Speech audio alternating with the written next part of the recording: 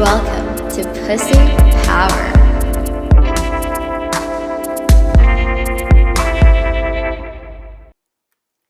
Welcome to today's episode of Pussy Power. Today we're going to be talking signs he's not good for you. I'm sure you guys have heard the saying, love is blind, but lovers don't mind.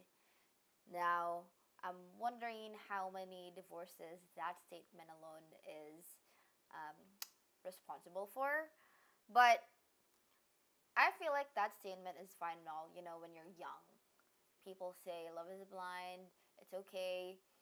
And I feel like there's not really much thought put into, that until you guys have kids, you guys have responsibilities and obligations together, and you're trying to build a life with a guy that you thought was a 10 out of 10 when you were in love, only to find out 3 years later, 5 years later, 10 years later, that you actually got together with a fucking douchebag who's a 2 out of 10 when you stopped being in love, when the rose-colored glasses finally fell off.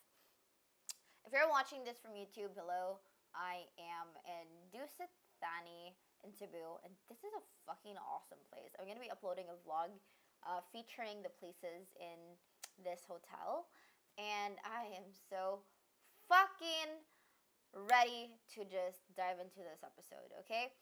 Now, this is something that not a lot of people know, I feel like. Falling in love is actually a chemical reaction.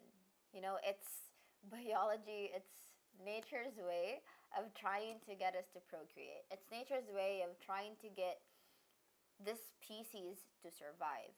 Because if sex didn't feel good, nobody would have like a lot of sex, and that means the survival of the species is not ensured. So people need to keep having sex so that there's the future generation. Life takes care of itself. It ensures that there's progeny. It ensures that there's the next generation. So when I say falling in love is a chemical reaction, I mean it. It happens in your body. There are literally chemicals that are exploding in our brain, making us feel that we've finally fucking found the one that we want to spend the rest of our lives with, right? And that's why, if you've read The Road Less Traveled by M. Scott Peck, you're gonna know that falling in love is not actually real love. Why? Because it's a fucking chemical reaction that's designed to get you to see the other person as this amazing, Herculean, awesome guy, even though he's not fucking perfect. It's the fucking chemicals, I tell you.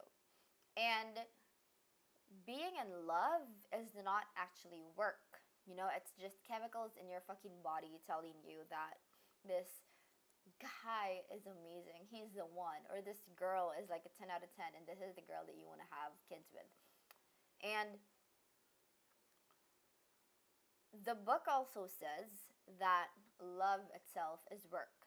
So if it's not work, it's not really love just yet. And that's why falling in love, it's not really a good enough reason to get married, in my opinion, because it takes more than just eros. It takes more than just the erotic. It takes more than just sexual, physical connection to share and build a life with someone else. But we digress, right?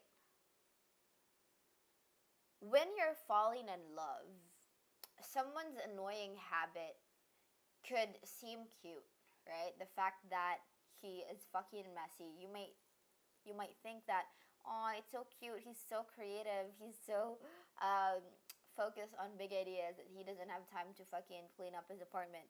But when you get together with that guy, bitch, let me tell you, the fact that he's not clean, the fact that he's not as obsessed with hygiene as you are, is gonna get to your nerves, and it's gonna fucking annoy you at one point or another. So, from one sister to another, here are some signs that the guy that you think is the one may not be the right man for you. And just a disclaimer, this doesn't mean that you're not gonna go through mistakes, you're not gonna go through the shitty things that most women go through. It just means that at least when you commit, but it just means that at least when you commit these mistakes, then you are aware and you understand exactly what fucking happened. The first sign that someone is not right for you is when you're constantly trying to prove yourself, constantly trying to prove being worthy of someone's love. And this is something that I definitely have a personal experience with. It was at the time when I fell in love at 17. I fell in love with this 35-year-old guy. I mean, surprise, surprise, I'm into older guys. And I remember at one point he told me that he couldn't commit to me because he needed an equal. And I was like, dude, what the fuck, what the fuck, what the fuck? You're investing in stocks and all that. And I'm like a fucking 17-year-old selling munchkins in high school. What the fuck are you expecting me to be? Like a Wonder Woman, a Wonder Kid? And that really made me feel super fucking insecure. And that led to me constantly trying to prove myself. I made my first $2,000 as a high school kid in network marketing in 2 months. And I was constantly trying to prove to him that I was worthy of his love, that I was worthy of his commitment by constantly outdoing myself. And the problem with that is, as a woman, as a girl, you're chasing. And but if we're gonna talk about the dynamics of the masculine and the feminine energy, the feminine should never chase. And when you're a girl, when you're chasing someone and you're not letting them chase you, you're being in your masculine, and that's actually a big turn off for a majority of guys. So, ladies, when you encounter guys who say, you're really mature for your age, just fucking run the other way and block him. Do not fucking talk to him anymore. Save yourself the heartache, sister. That literally was what happened to me. He said I was too mature for my fucking age and I was a fucking 17-year-old and I did not have my life together.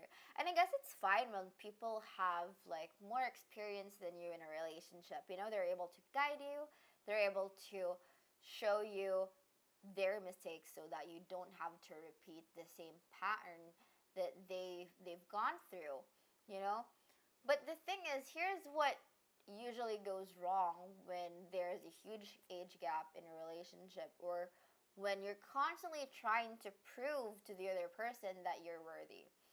It's usually that when they make you feel insecure through their words, through their actions, because you don't have the experience, because you do not have the confidence that someone who is more mature, more experienced, and somebody who has experienced more shit in life, the moment they start making you feel insecure, deliberately or not, then that is a sign for you.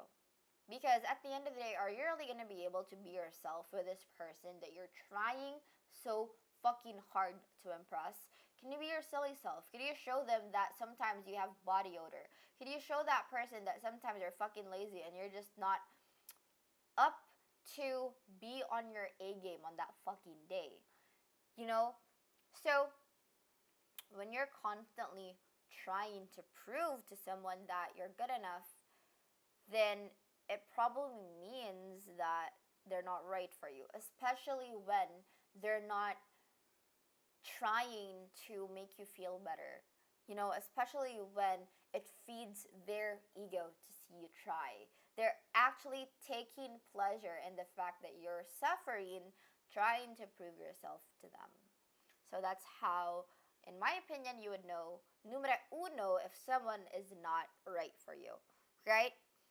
The second sign that is super fucking obvious is that you just do not have the same values.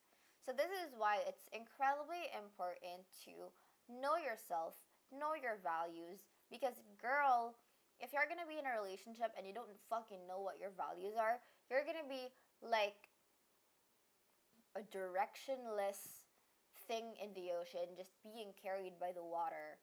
and not getting to its desired destination. Because in the first place, you did not set the standards for what your values are going to be. And so, how can you assess if somebody is right for you if you don't even know your values? If you don't know what's good, what's bad, what's right, what's wrong for you, what feels okay and what doesn't feel okay? How would you fucking know? Now, once again, you might say that, okay, yeah, we have different values, but by the way, it's not just the fact that you have different values, it's just that, let me rephrase that a little bit. Second reason is that your values are incompatible. Because there are times, and I just recently learned this, there are times when people's values are literally one and the same. This person values independence, this other person values independence as well. But what happens when these people value independence so much that at one point in time, they don't want the same thing anymore? At one point in time, this person wants to settle down, this person wants to go out and have fun and travel. They're gonna clash. And so it's not really having different values that would make you guys incompatible. It's the fact that your values don't really go well together. Because if there's someone who leads in the relationship, there must also be the follower in the relationship. So it doesn't really matter if your values are different, they just have to be compatible with each other. So this is where we see people who value different things. They have incompatible values sometimes. Like, for example, one person wants to be monogamous, one person wants to just spend the rest of his or her life with one person, and the other just wants to have an open relationship and have sex with, multiple people in their lifetime. That's totally two different values right there, and usually those values clash. Because one person is going to want the other, typically, to be monogamous as well, to just be with them for the rest of their lives. And then that other person wants to go ahead and explore other people, explore other connections, and that will, more often than not, end up making the other person feel alienated and like they're not on the same page.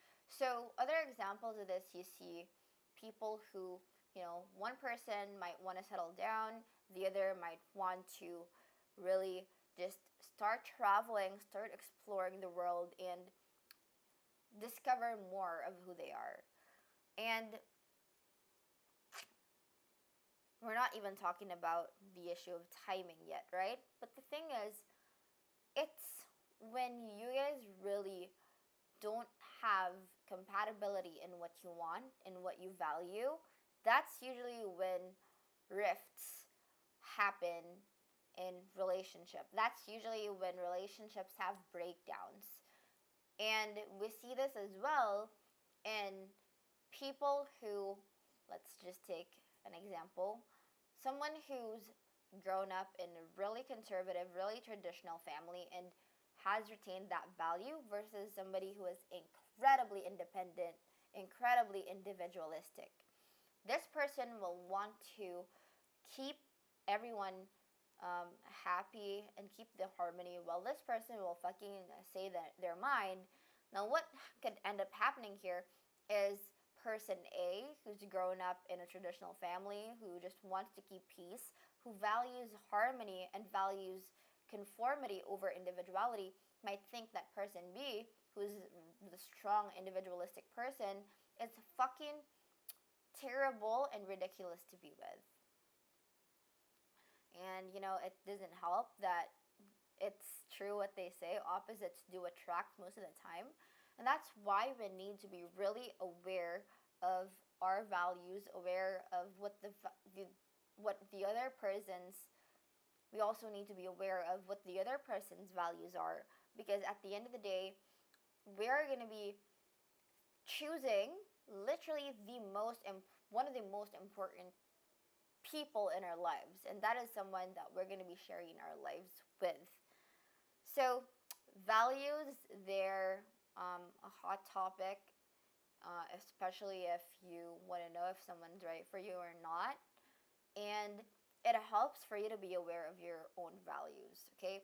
So I might do an episode on that, but let's move on to the next one, which is third, he has some weird fucking rules that he wants you to follow.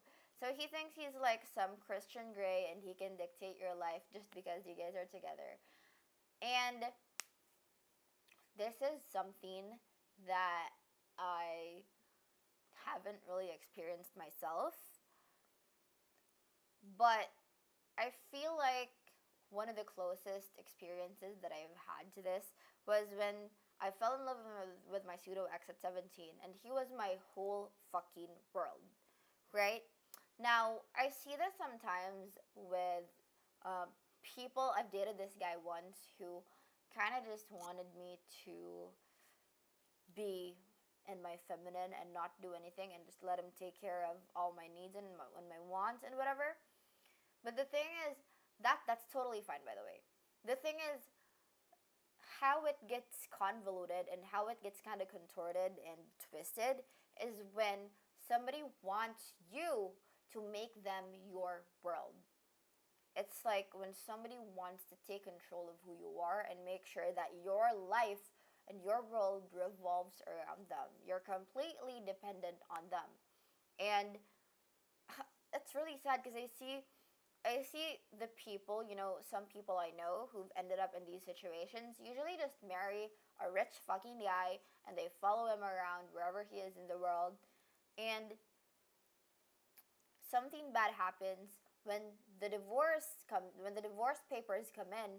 It's usually so devastating for the other party, usually the woman who just completely lost her sense of self because she's been completely reliant on this one guy to give her the lifestyle, to give her the status, to give her wants and needs.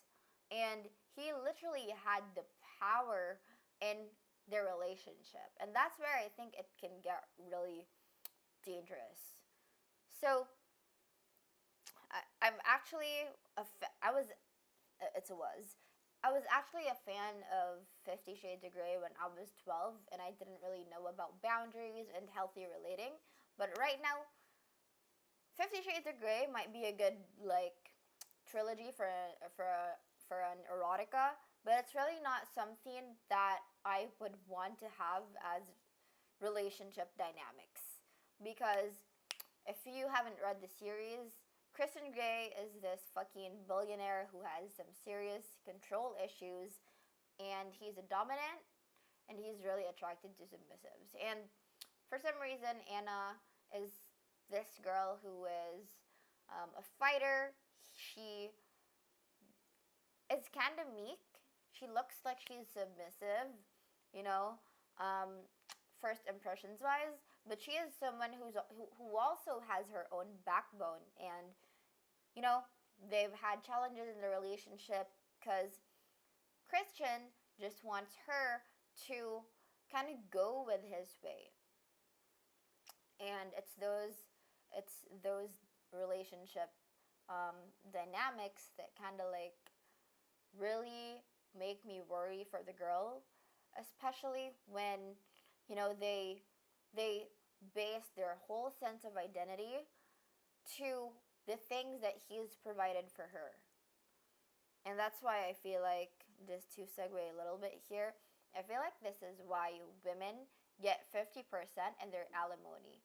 Because, like, if a guy fucking promises you that you can stop working, that you can just completely rely on him to provide for you and the kids forever, that to me is, it does happen for some people, but more often than not, it usually ends up with this woman who's heartbroken, who's lost her sense of self, who's lost her status, who's just lost her entire world because she just made this guy her whole world. She stopped being her own person. She stopped dreaming her own dreams. She stopped tending to her passions and her hobbies because she just became like a trophy wife or this girl that's just a companion to this guy, and he's just out there doing his own thing. And that's really the extreme that I see people experiencing. It's when they can't leave the relationship because when they do, then who the fuck are they? Where are they gonna get food? Where are they gonna get shelter? It's literally that level of dependence that I personally am scared of.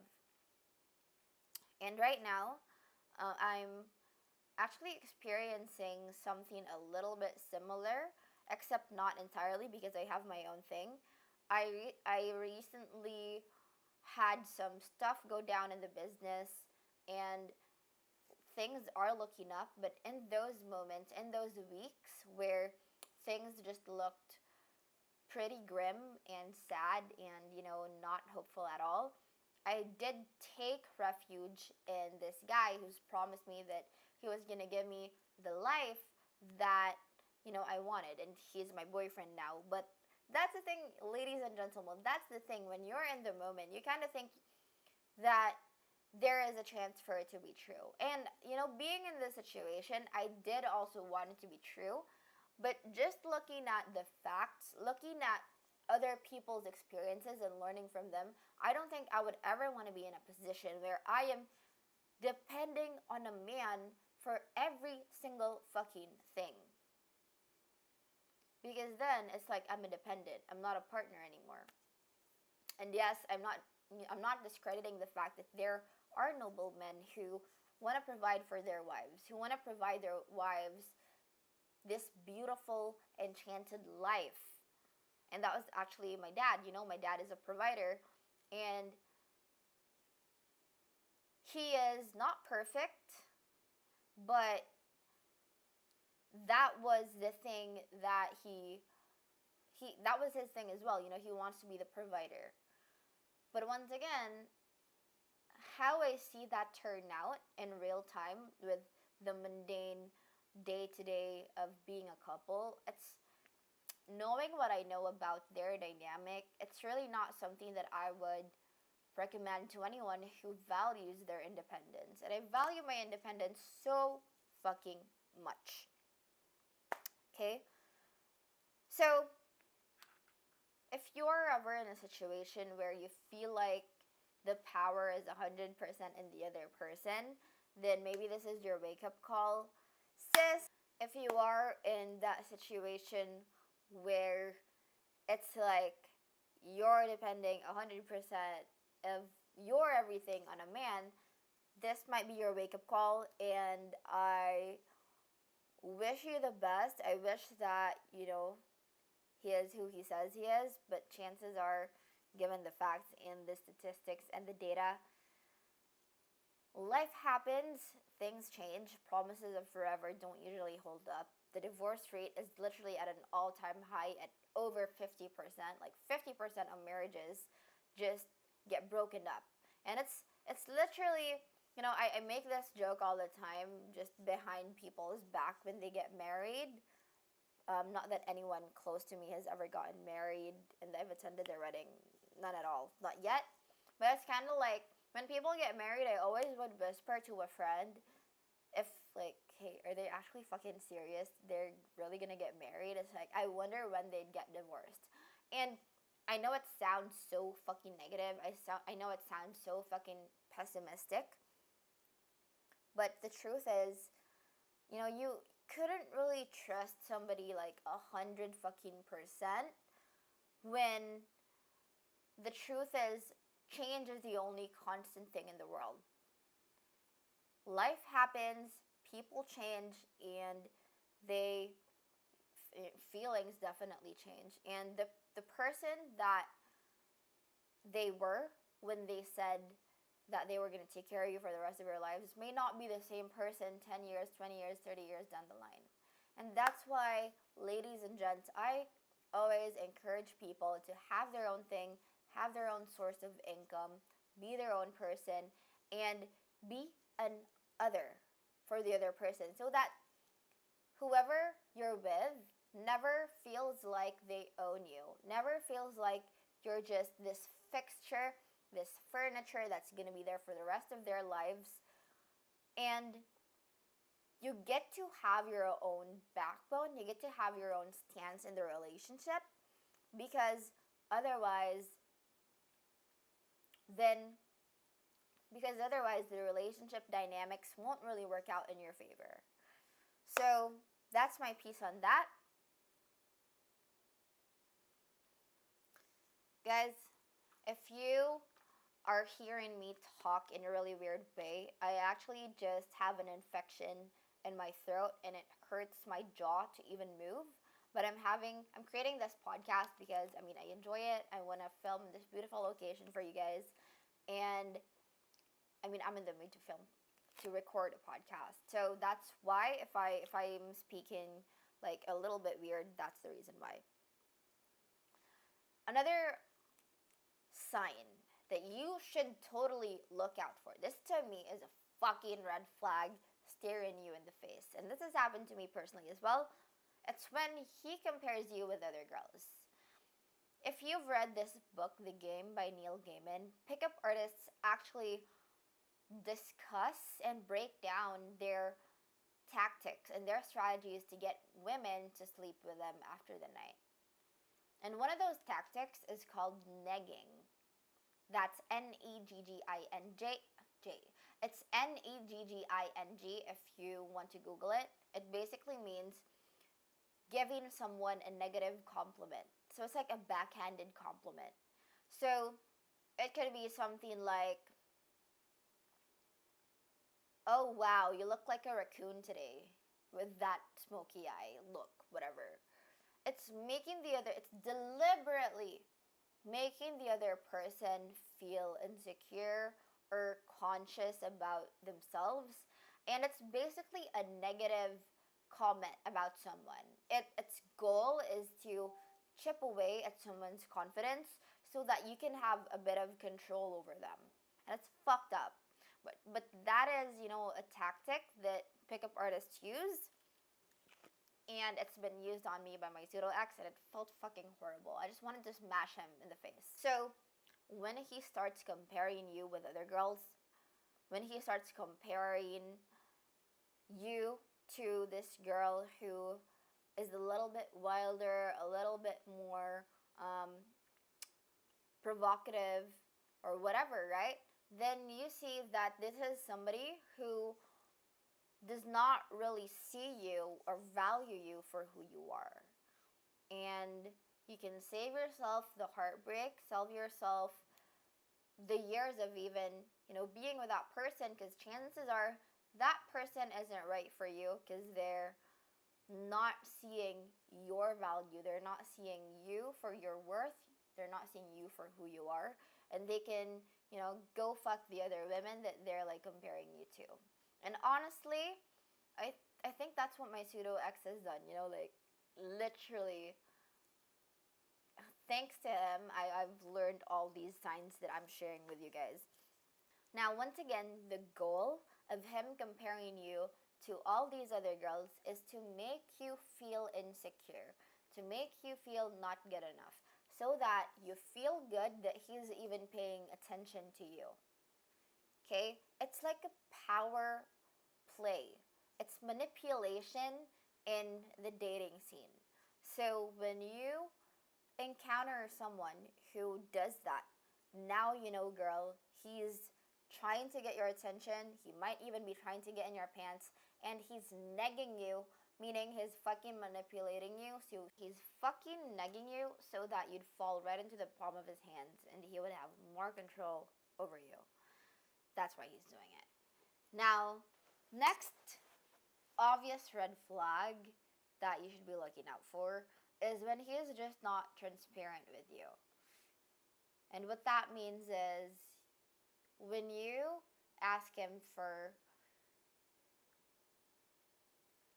And what that means is when you ask him questions about where this is headed, where this is going, he's going to be so fucking vague and so fucking avoidant that he would just not give you the answer that you want. And I had to learn this the hard way because obviously once upon a time I was really fucking young and naive. I'm still young now, but a lot less naive, I would think. But that time when I didn't really know how the world fucking worked,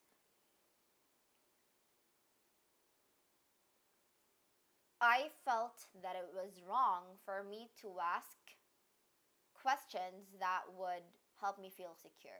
I felt like it was wrong to ask, hey, where is this going? Where are we fucking headed?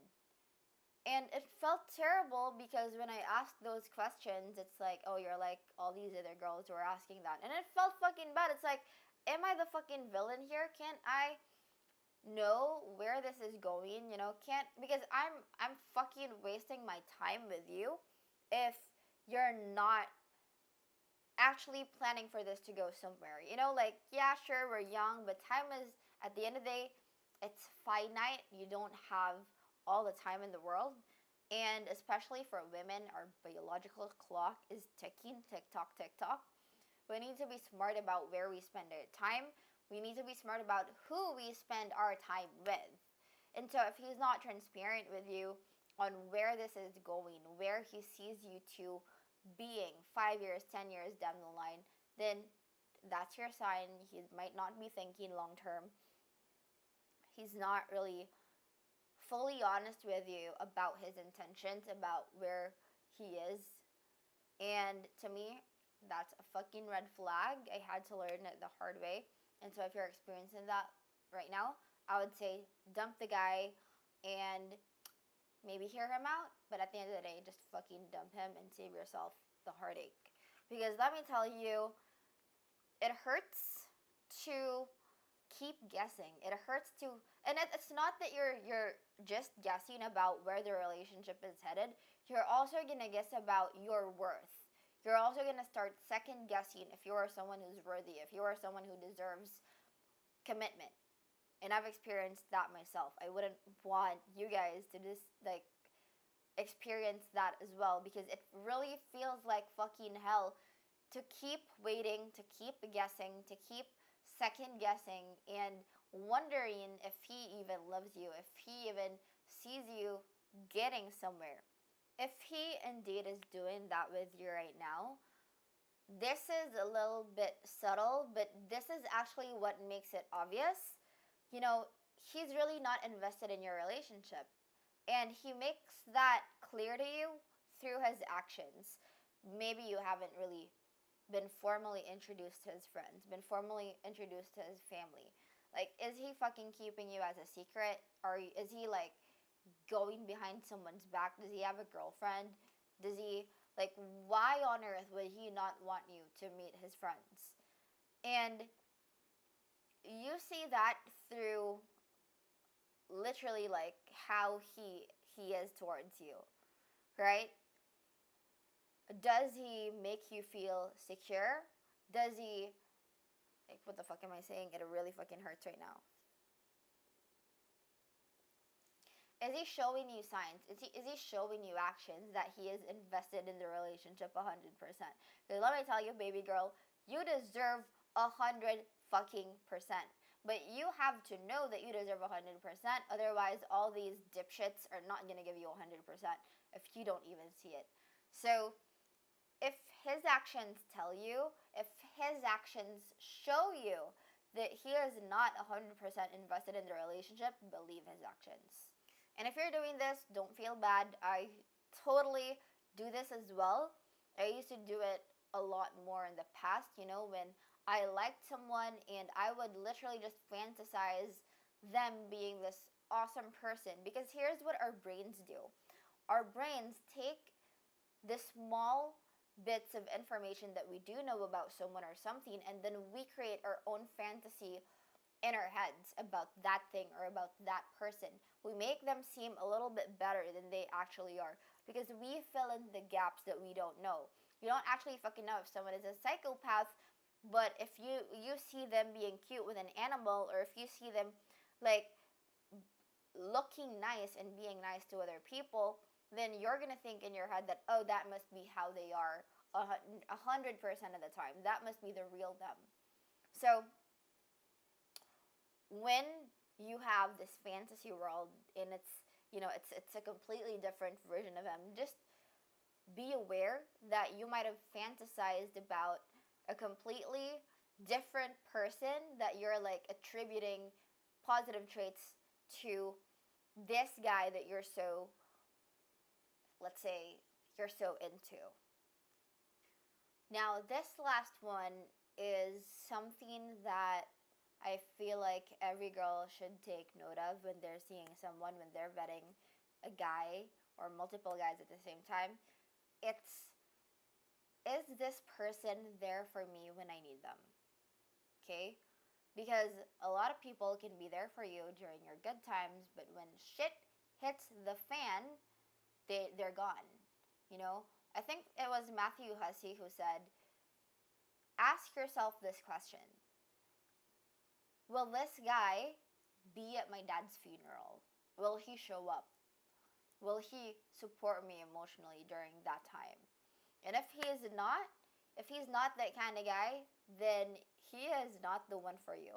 Because the one thing about life is it's gonna throw you on an emotional roller coaster, and sister, it's not just gonna be up and up and up and up from there.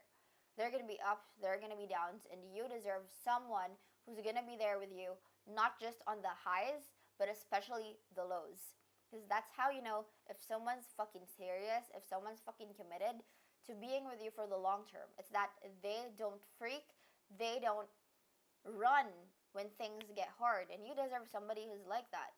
And everything that I just told you requires you to understand your worth, requires you to get to know the awesome person that you are, so that you see your value, so that you see your worth. Because I fucking promise you, it doesn't matter who you're with, okay?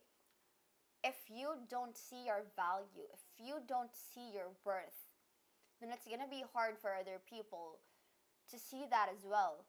Because you'll only act, you only do things for yourself on the capacity, on the level of which you think you are worthy. The thing is, you're only gonna advocate for yourself on the level that you think you're fucking worthy. So, it doesn't matter if the person you're with doesn't see your value. All that matters is you know your worth, you see your value, and you understand that if it's not the right guy, you're not gonna fucking settle. You have your own backbone. You can stand on your own 2 feet, and you're not gonna let some guy who doesn't see your value take that away from you. And you're not gonna be settling with that guy because you know your worth and you know you deserve better. So I hope you guys took a lot away from this Pussy Power episode. If you want me to talk about other things, if you have suggestions, make sure you write to Angela at pussypower.live. Alright, I will see you on the next one. Bye guys.